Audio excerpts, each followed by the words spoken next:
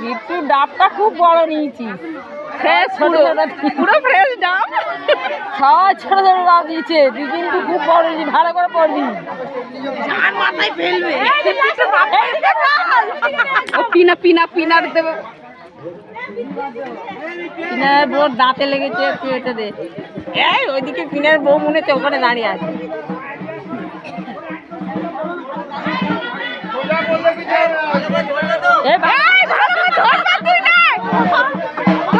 চিন্তা করতে হবে না, বললাম না।